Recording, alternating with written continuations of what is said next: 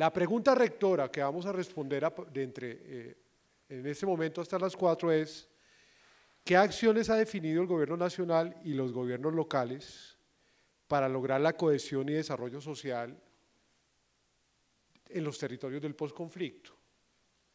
Para responder esa pregunta rectora, invitamos por parte del gobierno nacional, nos acompaña el doctor Héctor Riveros, externadista, abogado externadista, que es asesor de la Alta Consejería Presidencial para el posconflicto, los derechos humanos y la seguridad. Posteriormente viene la doctora Ángela Anzola, Alta Consejera Distrital para los Derechos de las Víctimas, y entramos al conversatorio. Bienvenido, doctor Héctor Riveros.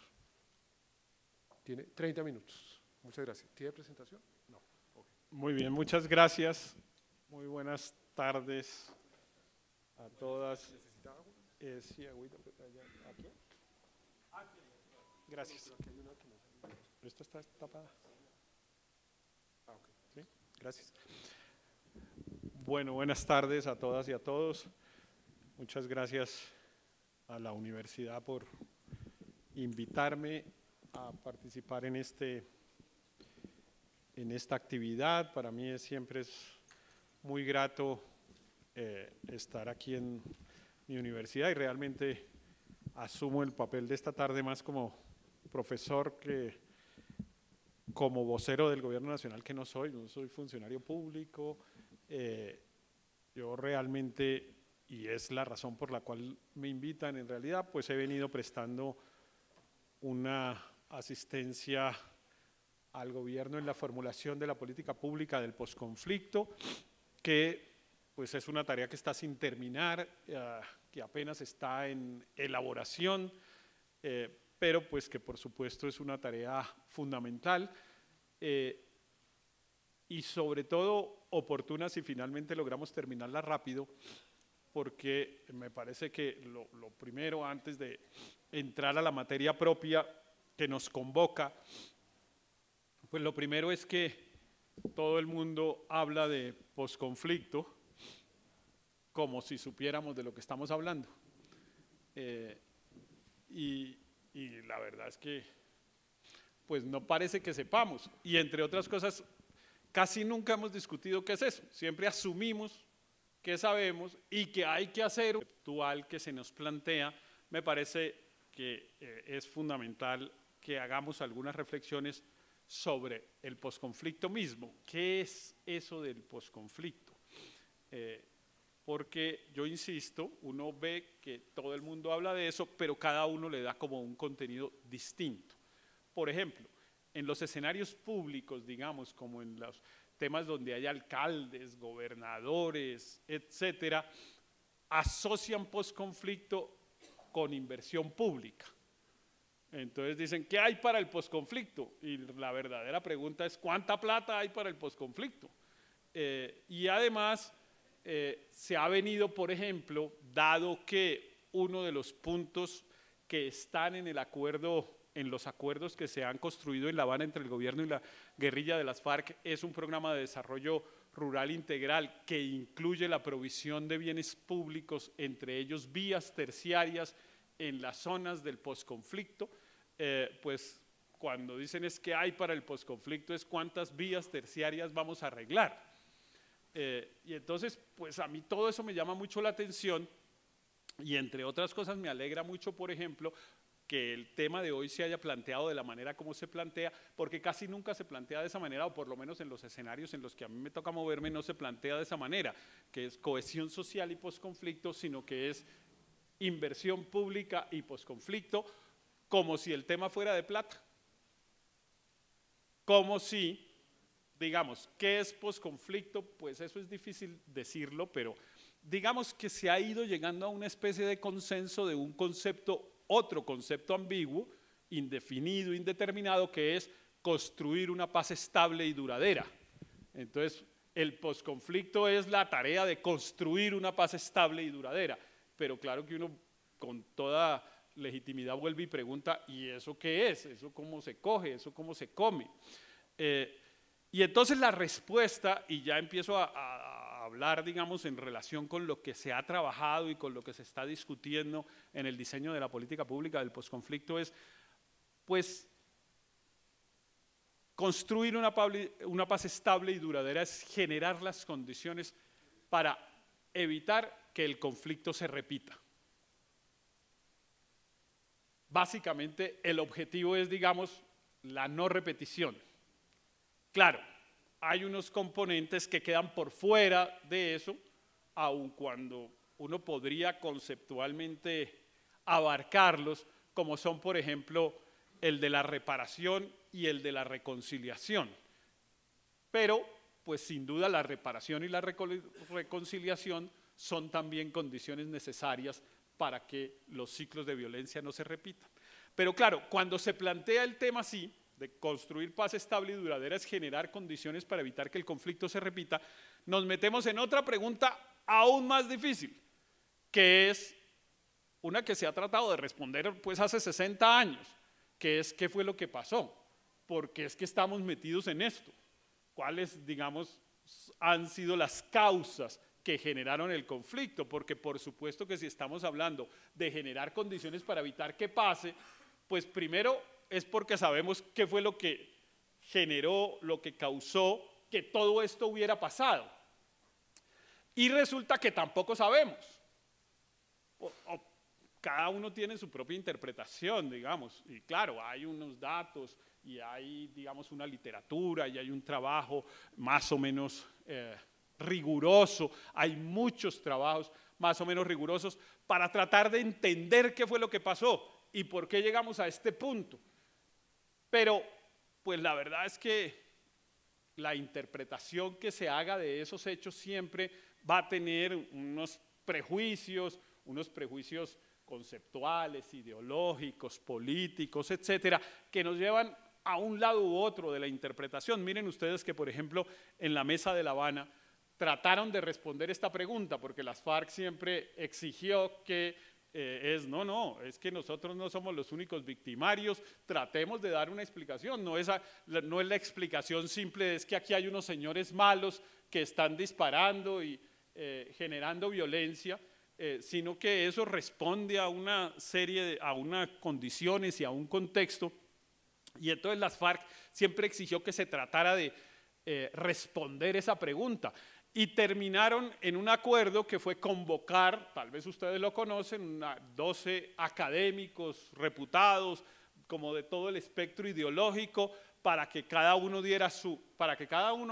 para que trataran de dar una interpretación. Y el resultado es que hubo 12 interpretaciones distintas. Entonces, en realidad no se logró saber qué había pasado, sino que hay 12 versiones distintas de qué fue lo que pasó. Y ahí están en un libro así gordo, que yo no sé, yo me imagino que por el internet se consigue, y bueno, lo venden en las librerías. Es además un texto para conocer de historia de Colombia pero muy interesante, y valdría la pena que lo miraran. Pero lo que quiero decir es, no hay, por supuesto, unanimidad ni consenso sobre una interpretación respecto de qué fue lo que pasó. Entre otras cosas, porque dado que el conflicto ha sido tan largo, lo que pasó fue muchas cosas. La interpretación que pudiéramos haber dado en los años 70, por ejemplo, cuando ya llevábamos 15 años de conflicto, pues no es la misma que podemos dar ahorita. Es una cosa completamente distinta. En los años 70, por ejemplo, no había narcotráfico involucrado en el conflicto. Entonces, pues son como casi que dos conflictos distintos si uno quisiera plantearlo de esa manera, pero seguramente fue otro conflicto en los 80 y otros en los 90 y otros en el comienzo del 2000.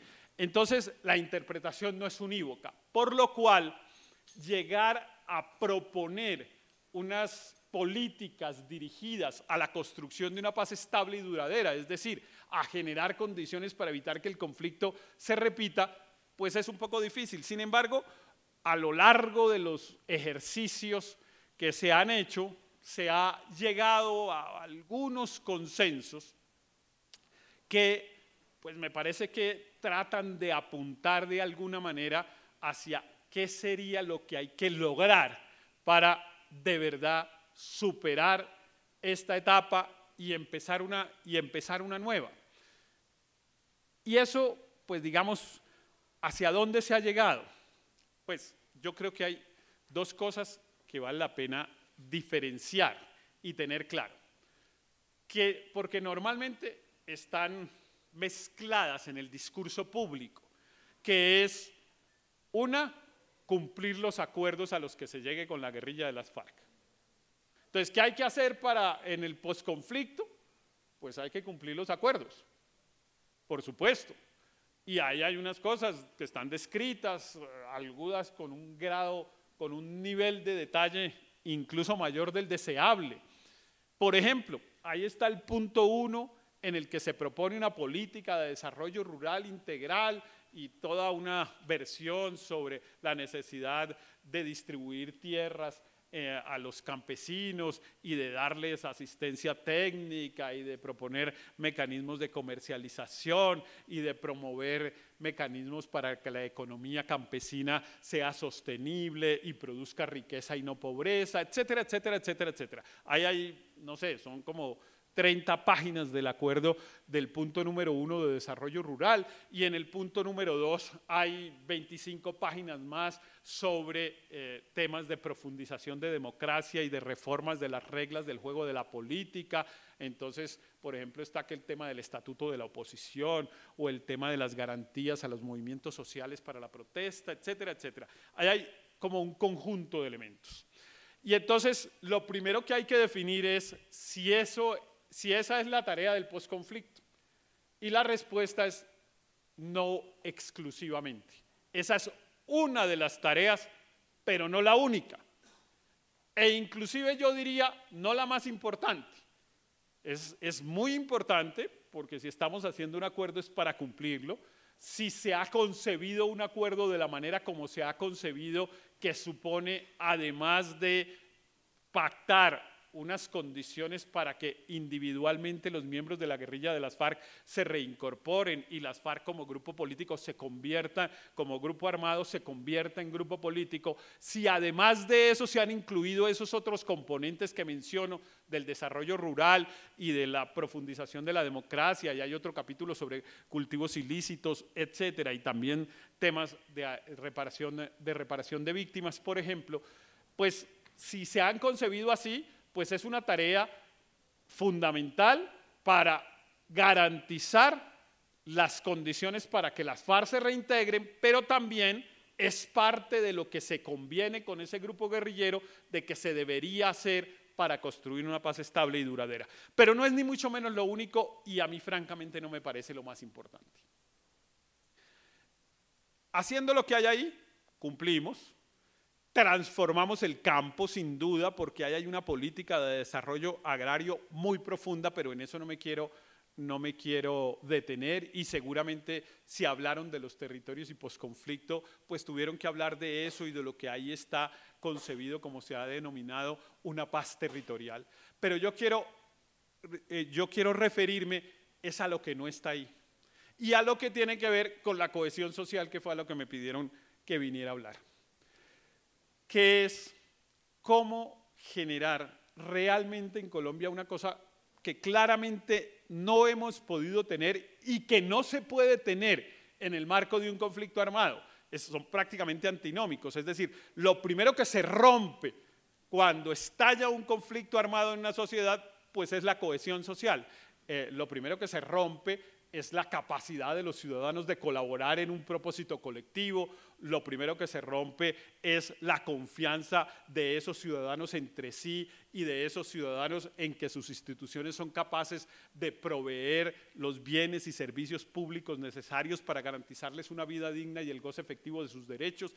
Es decir, que la cohesión social estalla en 1000 pedazos cuando surge un conflicto armado, y ni qué decir un conflicto armado del tamaño, de la magnitud que hemos tenido que sufrir los colombianos durante casi 60 años.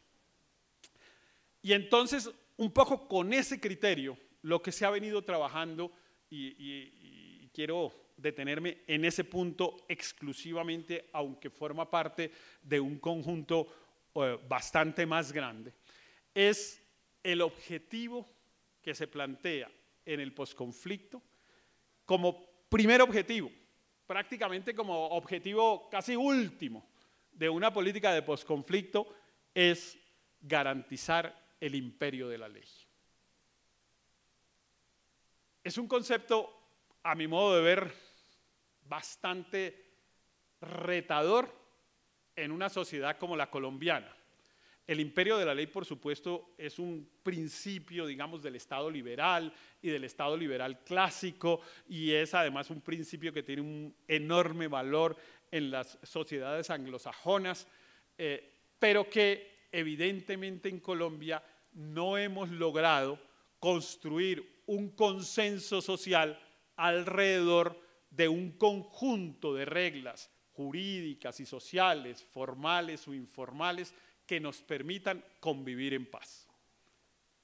Solo, a mi modo de ver, y todo esto es ya interpretación personal y libre del autor, es solo cuando seamos capaces de construir ese consenso alrededor del imperio de la ley, alrededor de las reglas sociales, formales o informales, a través de las cuales vamos a tratar de garantizar que convivimos en paz, solo ahí tendremos verdaderamente una paz estable y duradera.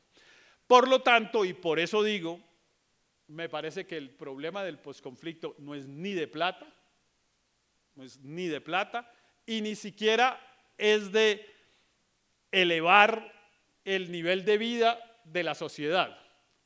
Es cambiar 2 o 3 elementos básicos que han sido característicos de la sociedad colombiana y que a mi modo de ver han sido el motor, primero el caldo de cultivo, pero después el motor del conflicto, pero sobre todo son el germen que permitirán que si no removemos esas condiciones se generen nuevos ciclos de violencia, con justificaciones ideológico-políticas como la de la guerrilla de las FARC o con cualquier justificación, pero siempre con el uso de la violencia.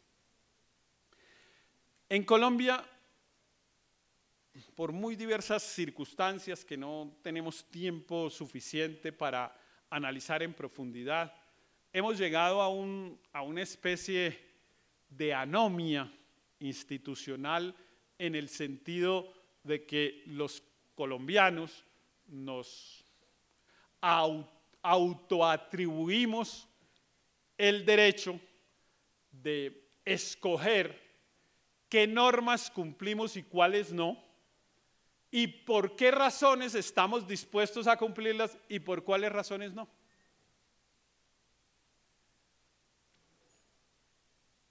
Eso ha ido construyendo una especie de cultura de ilegalidad que hace que la sociedad en su conjunto, pero por ejemplo, las relaciones económicas estén, digamos, muy mediadas por el incumplimiento de normas legales que están implícitamente basadas en el uso de la fuerza. Voy a dar un ejemplo. Un ejemplo de Bogotá, porque yo no estoy hablando de los cultivos ilícitos, no estoy hablando de la minería ilegal, de todas esas cosas que son obvias, que han sido el combustible del conflicto armado. No, uno puede tomar ejemplos absolutamente urbanos y absolutamente de Bogotá, que es, a mí hay el ejemplo que más me gusta, pero digamos hay varios, es el del visitaxismo en la zona del Tintal en Bogotá, allá por la avenida Ciudad de Cali, al lado de la biblioteca del Tintal. En el primer gobierno del alcalde Enrique Peñalosa se construyó una ciclovía que además es muy larga, que sale hasta la autopista del sur. Él dice que es la ciclovía más grande, más larga del mundo, etcétera, etcétera. Es una vía, además, pues conceptualmente fue muy interesante por medio prácticamente de potreros, etcétera. Y efectivamente son como 14 kilómetros de ciclovía desde la avenida Ciudad de Cali. Y poco a poco se fue generando un mercado para lo que siempre ocurre en los mercados, que es suplir un déficit de algo, y en este caso era para suplir un déficit del servicio de transporte formal. había unas personas que viven por esa zona que no estaban suficientemente satisfechas con el servicio de transporte que se presta formalmente ahí.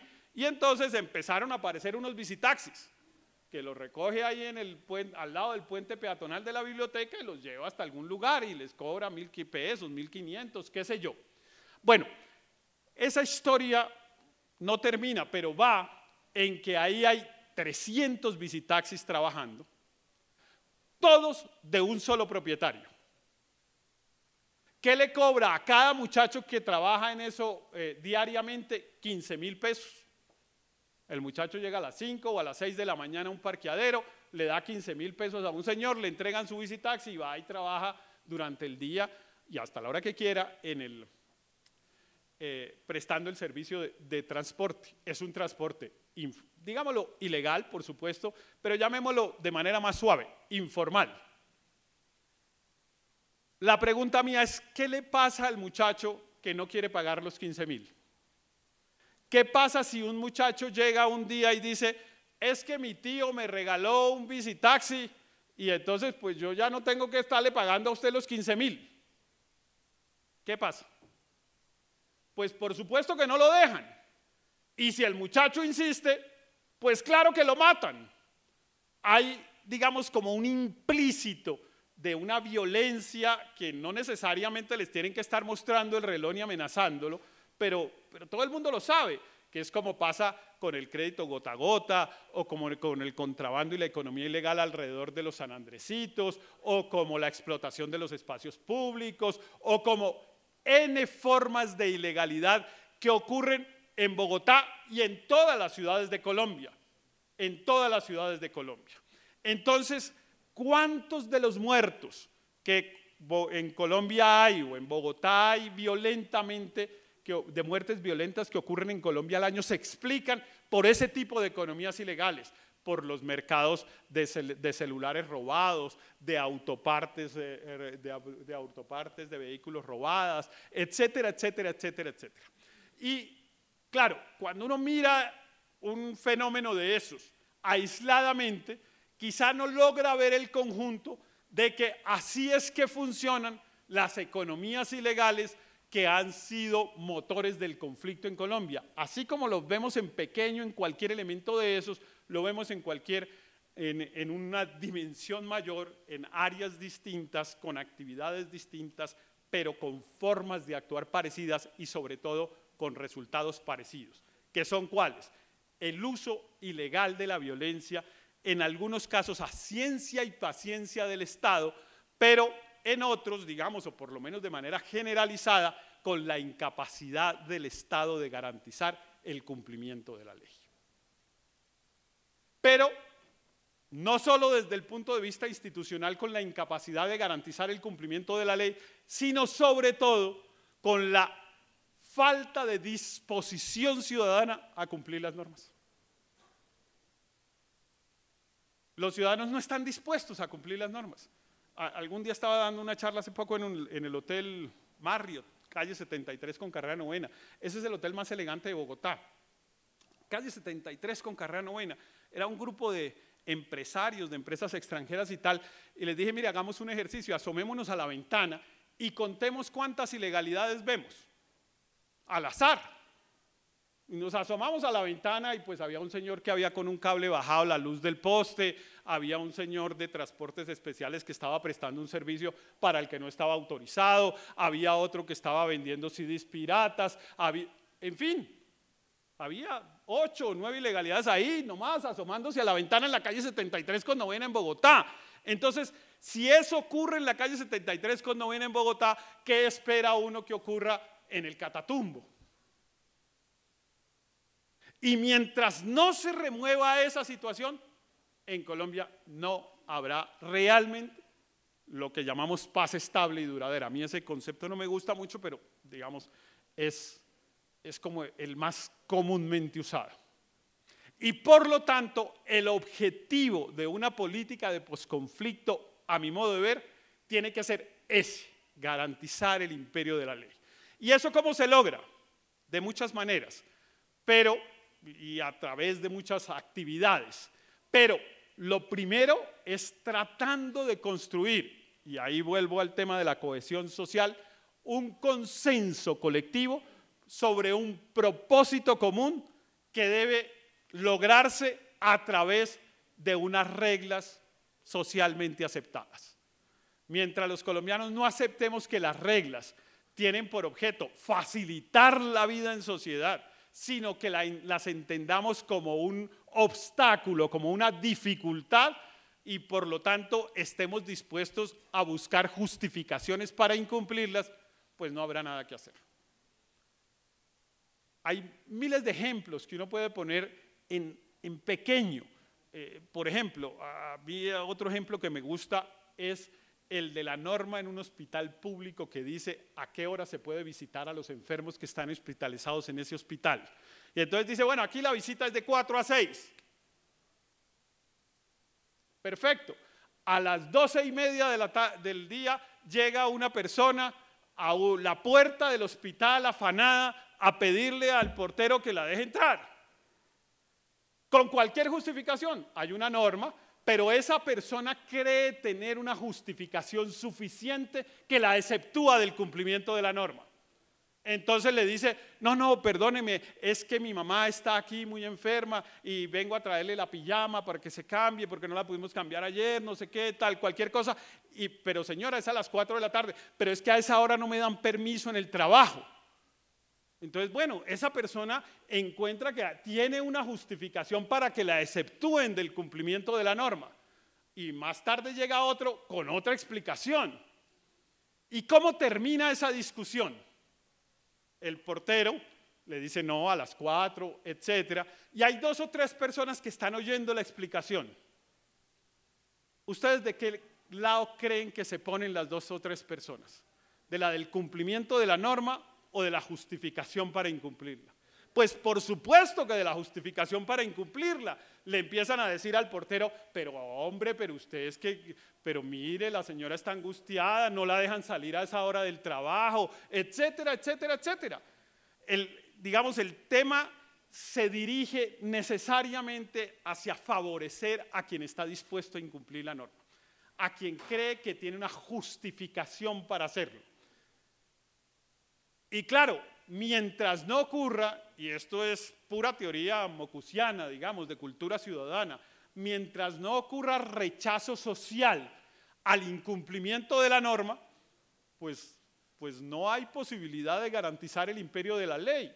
Lo que debería ocurrir y lo que probablemente ocurra en otros lugares es que los que están oyendo la conversación le dicen a la señora, pero por favor entienda, mire que es que pusieron esa norma de las 4 de la tarde para facilitar la atención de los pacientes, para que a su mamá la puedan atender mejor, etcétera. Si a toda hora está llegando gente, eso va a incomodar a los médicos, en fin. Pero obviamente eso no pasa en Colombia. Eso no pasa, pasa exactamente lo contrario. ¿Y en qué termina la conversación? Termina en que de alguna manera envuelven un billetico y le dicen al portero, mira, tómate una Coca-Colita ahí en nombre mío, y el señor le dice, bueno, pero no se demore. Y abre la puerta y la señora entra, vaya a hacer la visita y no se demore, listo. Y queda no solamente incumplida la norma, sino además mediada por un hecho de corrupción que pues puede ser un billete de 20.000, pero que si usted puede ir, digamos, escalando estos ejemplos hasta llegar a los niveles a los que llegamos. Y claro, hay algunas cosas que puede ser que no terminen en violencia. Ese ejemplo del hospital es bastante probable que no termine en violencia, pero el ejemplo que puse del visitaxismo es bastante probable que termine en violencia. Y termina en violencia el crédito gota a gota, y etcétera, etcétera. Muy bien.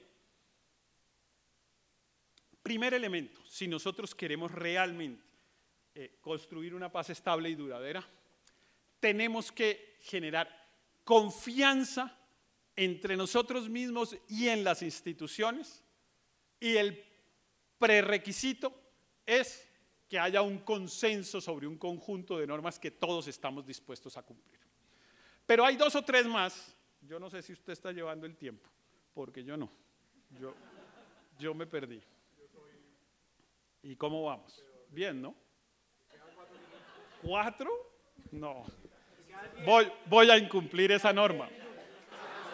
¿Ustedes están de acuerdo que incumpla esa norma dado que tengo algunas cosas más para decir? ¿Sí? ¿Qué hacemos? ¿Qué hacemos? No creo que nos reciba el billetico, pero si toca, pues lo hacemos.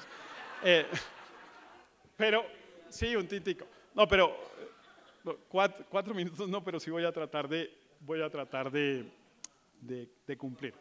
Voy a tratar de cumplir. Pero digo, es que solo quería hablar del imperio de la ley, pero si no cierro el círculo, no queda suficientemente claro el mensaje a mi juicio, que es, hay por lo menos 2 componentes adicionales para lograr construir cohesión social, como un, casi diría yo, presupuesto de una paz estable y duradera. Uno fundamental es acabar, este parece casi imposible de lograr, pero no debería, y no es tan difícil de lograr si somos innovadores en las propuestas, que es, no digamos acabar, pero sí reducir la enorme desigualdad de la sociedad colombiana.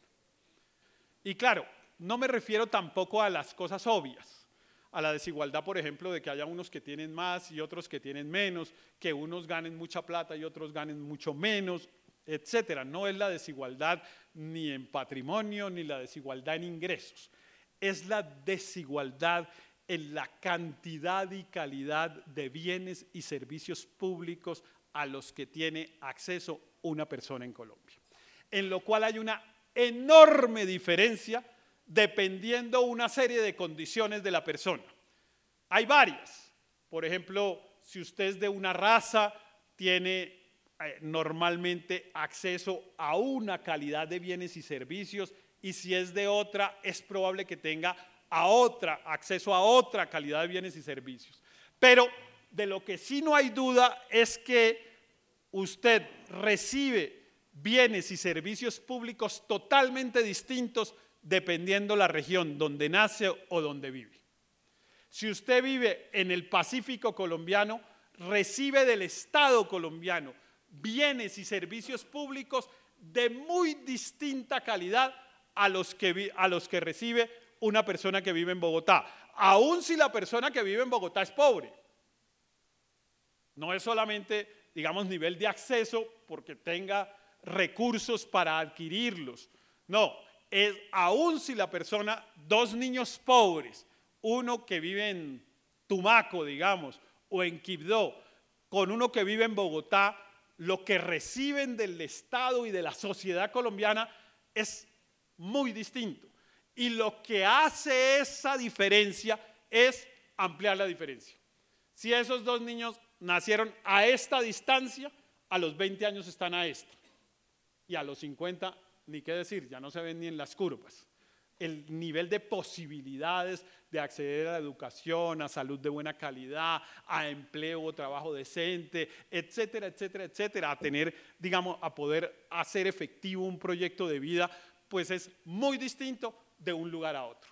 Mientras Colombia, ese es el segundo presupuesto, no integre el país con bienes y servicios de calidad similar, tampoco podrá construir una paz estable y duradera. Y el tercer elemento que es fundamental para construir confianza, elemento esencial del concepto de cohesión social, es el de un Estado capaz, el de un Estado efectivo. El mayor problema, bueno, ya he dicho varias veces que el mayor problema, entonces digo, uno de los mayores problemas que tenemos para construir una paz estable y duradera en Colombia es la incapacidad del Estado de producir resultados. El Estado colombiano es un Estado que se ha vuelto ineficaz cada vez más, de una manera dramática. Otra vez, no hablo de Sipí en el departamento del Chocó, hablo de la calle 94 con la NQS en Bogotá, que están abriendo un hueco hace como 10 años y no terminan de abrirlo. No se sabe bien para qué es que lo abren, pero no terminan de abrirlo. La carretera Quibdó-Medellín llevan 114 años construyéndola y hace 15 días se volvió a caer un pedazo encima de 20 personas. Y eso pasa todo el tiempo. Y uno puede tomar los ejemplos que quiera. El Estado colombiano es un Estado absolutamente incapaz de producir resultados. Resultados en el sentido de proveer bienes y servicios públicos de calidad y de calidad relativamente homogénea para todos sus habitantes. 3 componentes entonces necesarios para recuperar esa especie de pacto social roto como producto no solamente del conflicto, pero ya que estamos hablando de eso, echémosle toda la culpa al conflicto, que eso además nos hace sentir un poco más tranquilos. Echémosle toda la culpa al conflicto, eso se rompió por cuenta del conflicto, pero si queremos recuperar confianza, confianza interpersonal, confianza institucional, pues es evidente que necesitamos rehacer un pacto sobre un conjunto de normas. Necesitamos cambiar las condiciones de desigualdad que no hagan que una persona quede condenada por las condiciones en las que nace, y necesitamos tener un Estado capaz de producir resultados. Esa es la tarea que tenemos en el posconflicto. Y déjeme decir una cosa pequeñita, voy a tratar de resumirla para incumplir lo menos posible la norma, pero la norma del tiempo, pero es, ya estoy incumpliendo, yo sé, pero lo menos posible. Pero es nada de lo que yo he dicho, nada de lo que yo he dicho se consigue per se y ni siquiera depende de lo que se acuerde en La Habana. Lo que se acuerde en La Habana es una condición absolutamente necesaria para que después nosotros, la sociedad colombiana, seamos o no capaces de cumplir esa tarea. Pero lo que pase después de eso no es culpa de los señores que están allá negociando. Los señores que están allá negociando están negociando unas condiciones para que las FARC entreguen las armas, para que entreguen, como decía un amigo, los fierros. Pero no más. Eso es lo que se va a lograr si logramos finalmente que se acuerde y si logramos, que no está nada fácil, que los que estamos a favor saquemos más votos en el plebiscito, que los que están en contra, vamos a conseguir un resultado absolutamente fundamental para la sociedad colombiana, que es que se acaben las FARC. Pero todo lo que pase de ahí en adelante solo va a ser responsabilidad nuestra. Si, por ejemplo, permitimos que en zonas que han venido siendo tradicionalmente ocupadas por las FARC, lleguen otros matones y las ocupen y nos impongan su ley, pues eso no es culpa de los señores que están negociando, eso es culpa de los que estamos aquí, que no somos capaces ni de construir un Estado capaz de producir resultados, ni de tener una sociedad que tenga un consenso sobre las normas que debe cumplir. Eso es muy importante, porque en esta discusión sobre la negociación en La Habana, hay muchas personas que parecieran creer que todos los problemas nos los tienen que arreglar los que están negociando en La Habana, que todo lo que no hemos sido capaces de conseguir en el pasado en relación con la guerrilla de las FARC, como por ejemplo meterlos a la cárcel, tenemos que lograrlo allá en La Habana, y que además allá tenemos que garantizar que no va a pasar nada malo en la sociedad colombiana de aquí en adelante. Y resulta que no. El acuerdo de La Habana no nos excusa, no nos saca de la responsabilidad de que la sociedad que tengamos dentro de 15 o 20 años es la que construyamos nosotros, no la que pacten allá de la calle Iván Márquez y lo que sea. Ellos van a pactar unas condiciones para que las FARC dejen de existir. Todo lo demás lo tenemos que hacer nosotros. Ya no incumplo más la norma, gracias. No, porque me quedo siendo inconsistente. No, pero yo creo que tengo 2,5, quiere decir que no he incumplido la norma, lo cual me satisface mucho, pero realmente mi punto sí es, digamos, lo que yo quería, el mensaje que quería dar es, hay unas tareas que además están absolutamente relacionadas con el tema de cohesión social, y por eso me alegra mucho que este panel haya tenido ese título, porque casi nunca se puede hablar de esto, porque insisto, en las regiones, por ejemplo, cuando uno va a discutir con alcaldes y gobernadores el tema del posconflicto, de lo que le hablan es de las vías terciarias, pero nosotros podemos tener la mejor red de vías terciarias que haya en América Latina, y si seguimos siendo, perdónenme la expresión coloquial, tan vagabundos con el cumplimiento de la ley, no hay ninguna opción de que tengamos una paz estable y duradera. Pero bueno, dejemos así. Muchas gracias por su atención y espero que tengamos oportunidad de conversar sobre estos temas.